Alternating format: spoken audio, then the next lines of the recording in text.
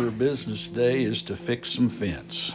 I was down checking cows this morning at the creek place, and I saw one of my cows over on the neighbor's, and I had one of his calves over on me, and it was real obvious where they'd gotten through. The fence is completely down, just a little section where the water got up and left a lot of driftwood on it and kind of tore the fence out. As I've mentioned before, on a creek place, there's really not much sense in fixing a really good fence, because the next time we get a big rain, it washes it out again. First thing I need to do, even before I start fixing the fence, is kind of clear out things to make it a little easier to get to. We've got some overhead limbs in the way here, so I'll cut them out of the way. And then got quite a lot of driftwood. I've got the post on bent over here, so I'm taking the top bar off of it. You can see it was just wired on. So move a little driftwood first, make it where an old man can get into the fence to fix it.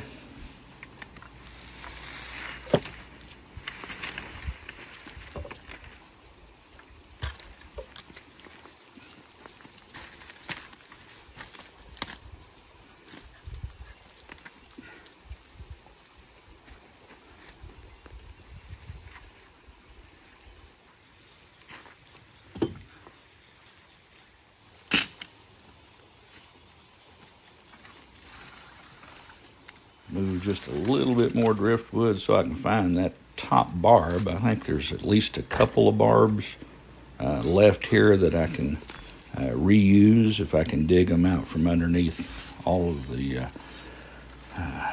logs and driftwood. And there's at least a couple of them there. We can get them out, get them re-stretched. Again, we don't worry about getting them too tight.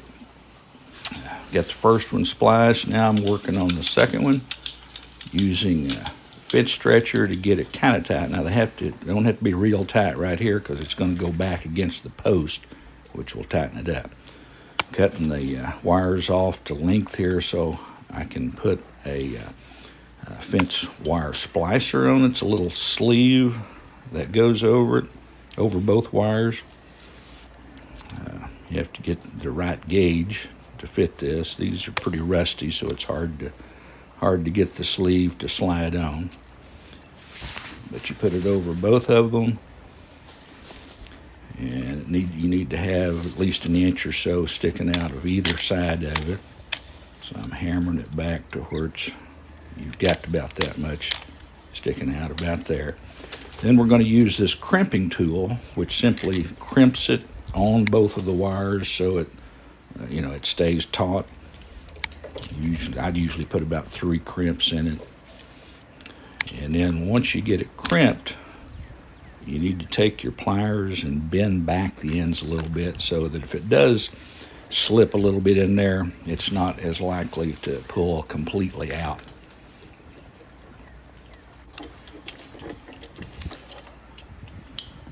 And then we loosen the wire stretcher, and we should have that splice repaired.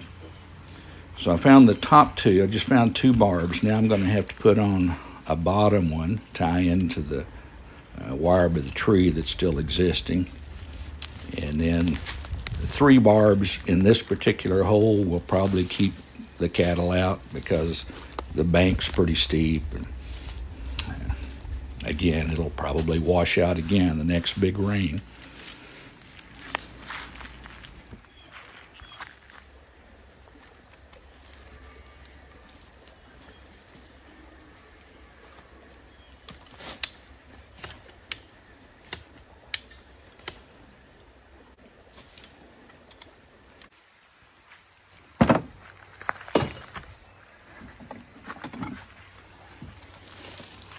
At this point, I've got the 3 wires spliced,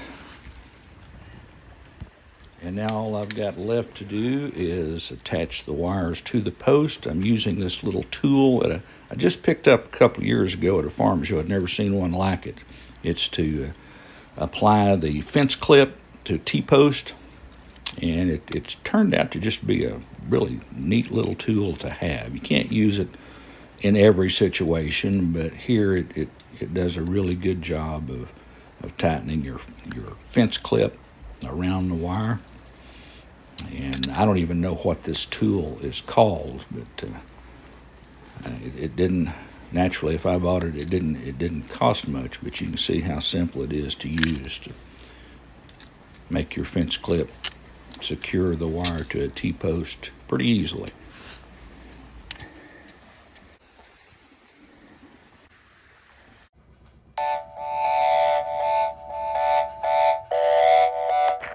Marley, what are you doing?